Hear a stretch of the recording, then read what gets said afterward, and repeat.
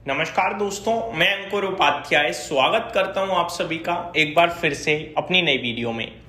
चाहे दोस्तों large cap हो, मिड कैप हो या स्मॉल कैप हो, तेल से रिलेटेड हो, तेल से अलग हो, चौतरफा बाजार में गिरावट है। ऐसे में अगर आप पूछो भाई मेरे पास ये शेयर है मैं क्या करूं, बेफिजूल का सवाल है।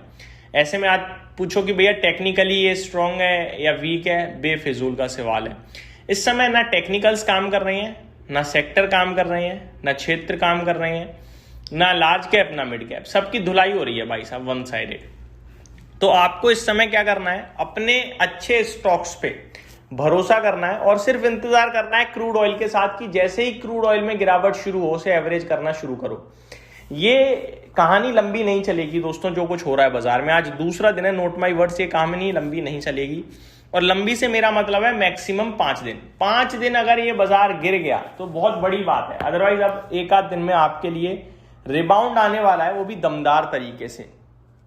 आप अगर लेवल्स की बात करें तो बजट के लो टूटे हैं आज के सेशन में निफ्टी पे, बट इसको मेरे को लगता है आपको ध्यान रखना ही नहीं चाहिए। बजट के लो टूटे हैं, क्या हुआ है क्या नहीं हुआ, जो कुछ भी हुआ है एक इवेंट, एक नेगेटिव इवेंट के चलते हुआ है जो पूरी दुनिया में हो रही है। खबरों की बात करें, एक के बाद एक नेगेटिव ही आ रही है, कुछ पॉजिटिव तो आ नहीं रहा। अभी भी कुछ न्यूज चल रही है दोस्तों, मैं यहाँ पे देख पा रहा हूँ वॉर से रिलेटेड, जैसे कि स्ट्रेट ऑफ हॉर्मुज पे पूरी तरीके से कंट्रोल ले लिया है ईरान ने। वो तो पहले से ही हम सभी को पता है, इसमें नया क्या है। मार्केट की बात करें तो निफ्टी ने लेवल्स के ऊपर जो लेवल दिखाए हैं अभी, वो 24,440 पे अभी ट्रेड कर रहा है। 24,300 का आज लो दिखा दिया है। यहां से लेवल अगर आप देखोगे तो 23,900 निकल के आ रहा है, बट 23,900 आएगा नहीं आएगा मैं कह नहीं पाऊंगा, क्योंकि अगर कुछ और नेगेटिव डेवलपमेंट हुआ पोस्ट मार्केट, अगर ग्लोबल मार्केट्स में और सेल ऑफ आया, कच्चा तेल और बढ़ा, तो जाने की संभावना है, अदरवाइज नहीं है। एक चीज और याद रखिएगा, बॉल जितनी ऊपर से गिरती है उतनी तेज उछलती है। यहां ऐसा नहीं होता कि बॉल फट जाएगी, उछलेगी, बाउंस बैक, और वो बाउंस बैक में सेलिंग भी आएगी, और फिर जब दोबारा ऊपर जाएगा बाजार तब फिर सेलिंग नहीं आएगी। अब मैं आप सभी के साथ कुछ स्टॉक्स भी डिस्कस करना चाहूंगा दोस्तों। पेट्रोनेट, एलएनजी, एमजीएल, दोनों स्टॉक्स तेल की वजह से, गैस की वजह से गिरे हैं। गैस भी आने नहीं दे रहे हैं, और गैस नहीं आएगी तो पेट्रोनेट, एलएनजी को भी दिक्कत है, एमजीएल को भी दिक्कत है। ठीक है, तो ये दोनों चीजें एक ही खबर के चलते गिर गई हैं। अगर आप नोटिस करें बाकी स्टॉक्स तो गिरे तो सभी हैं, लेकिन अगर मैं दिग्गजों में बात करूं तो एलएनटी देखिए एक बार, 3866, 5% आज फिर गिर गया है, और मंडे को भी ये 5% समथिंग गिरा था। 4450 का हाई है, 3866 आकर खड़ा हो गया है। और मैंने डिटेल्स भी डिस्कस करी थी कि एलएनटी के लिए परेशानी है एक्चुअली में, क्योंकि इसका जो टोटल ऑर्डर बुक है वो अराउंड 7,33,000 करोड़ की ऑर्डर बुक है दोस्तों ये एलएनटी की, और इसका 49% ऑर्डर बुक मिडल ईस्ट से है। तो ये आपको दर्शाता है बड़े लेवल पे ऑर्डर बुक मिडल ईस्ट की है। इंटरनेशनल पोर्टफोलियो 49% है, और उस 49% में 75% मिडल ईस्ट से है।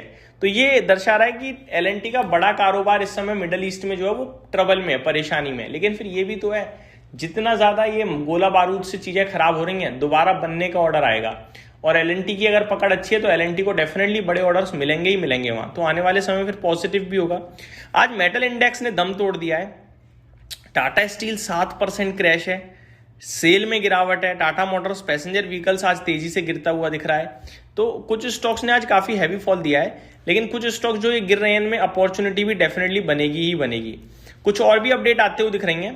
खामेनीज adviser states Iran isn't planning talk with the US and can continue war ये कह रहे हैं भैया जब तक चलेगी चलाते रहो, कोई समय सीमा नहीं है, जंग करते रहो। जंग करने में पैसा भी बहुत खर्च होता है भाई साहब, कितने लंबे समय तक करेंगे देखेंगे। हालांकि ट्रंप साहब की तरफ से भी अपडेट यही थी कि ये जंग जल्दी नहीं चलेगी, 1 महीने तक चल सकती है। अब देखने वाली बात है कब तक चलेगी कब तक नहीं चलेगी। इकोनॉमी की बात करें, दोनों की इकोनॉमी भाई साहब टूटेगी जब जंग होगी, तो दोनों का पैसा खर्च होगा, ये हम सभी को क्लियरली पता ही है। स्टॉक स्पेसिफिक में आप सभी के साथ चीजें डिस्कस कर रहा था। तेजस नेटवर्क दोस्तों एक ऐसा शेयर है जो बीते कुछ दिनों में बड़ी तेजी से भागा है। खबर मैं ऑलरेडी डिस्कस कर चुका हूं, वो मैसिव मीमो रेडियोस का ऑर्डर मिलने के बाद से इस स्टॉक में रैली शुरू हुई थी, काफी बड़ी हो गई। आज 529 का हाई लगा के स्टॉक गिरा है, ऊपर से 492 आ गया है अभी, बाकी लगातार भाग ही रहा था ये स्टॉक। रेलवे शेयर्स का बुरा हाल हुआ है दोस्तों। आरवीएनएल 5% नीचे चला गया है, 280 रुपए पे आ गया है। टीटागढ़ रेल 642 पे आ गया, 4% नीचे है। तो ये रेलवे में आज अच्छी खासी पिटाई पड़ी है। DLF 550 हो गया है। तो स्टॉक्स तो दोस्तों ऐसे ऐसे भाव पे आ गए हैं कि मतलब कभी सोचा भी नहीं था। KPIT टैक्स 750 रुपये हो गया है ऑलमोस्ट।